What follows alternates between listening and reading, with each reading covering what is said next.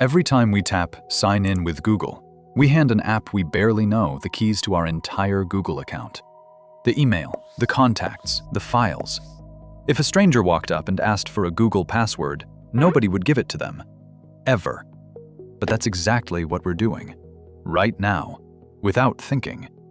So either millions of people are making the same terrible mistake, or something clever is happening that we were never shown.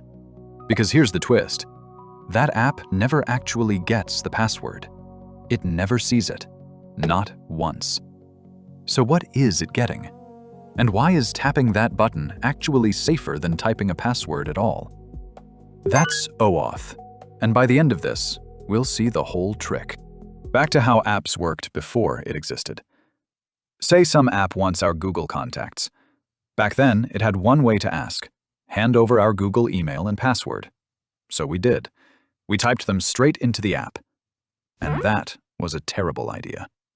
Because that password opens the whole account, not one corner of it. The moment the app has it, it can read our email, dig through our photos, see whatever card is saved, even change the password and lock us out. We wanted to share our contacts. We gave away all of it. And there's a second problem we never even see. For the app to sign in as us later, it has to store that password on its servers. So now our Google password is sitting in some random company's database, one break-in away from taking our whole account down with it. That's the problem OAuth was built to fix. And the answer came from an idea older than the internet itself. And that idea is older than computers themselves. It's simple. Don't give out the master key. Give out a limited pass instead. Our password is basically the master key. It opens our whole account, and it never expires, which is exactly why an app should never get it. So instead, Google keeps the password and gives the app a pass. That pass gets into the one thing the app needs. It only works for a little while, and Google can switch it off whenever it wants. The password never leaves Google. The app just gets a pass. So really, there are only three players here. Us, the one who owns the account, the app, which wants in, and Google, sitting in the middle, holding the password and handing out passes. Keep those three in mind, because everything from here is just that one pass moving between them. So here's the actual handshake. It happens in a couple of seconds, and it's the whole reason any of this works. We tap Sign in with Google, and instead of asking us anything, the app steps back and sends us straight to Google. This part matters. We land on Google's own page, not the app's, Google's. And most of the time we're already signed in, so Google just asks which account we want to use. If it ever does need us to log in, that happens right here, on Google, and never on the app. Either way, our password never touches the app. Then Google shows us exactly what the app will get, just our name and email, and we tap Continue.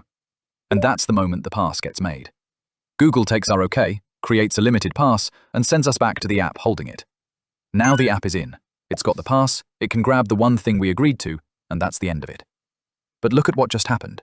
We never gave the app our password. Not once. It stayed with Google. Google made the pass, and the app only ever touched the pass. But hold on.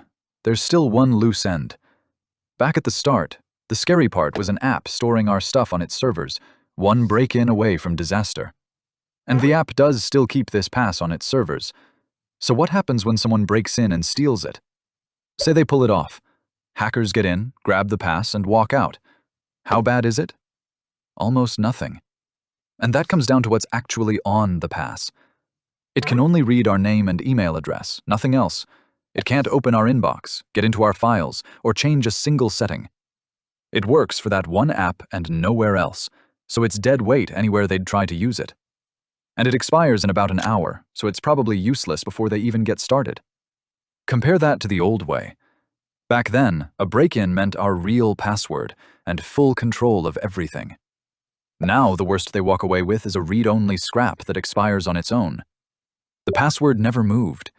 It's still sitting safe with Google. All the thief got was a pass that was barely worth stealing. So the tech holds up. A stolen pass is nearly worthless, and our password never leaves Google. But there's one thing OAuth can't protect. Us. Here's the only real way this goes wrong.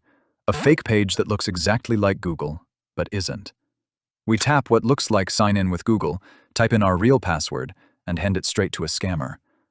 OAuth can't stop that, because we did it to ourselves. So 2 habits keep us safe. First, check the address bar.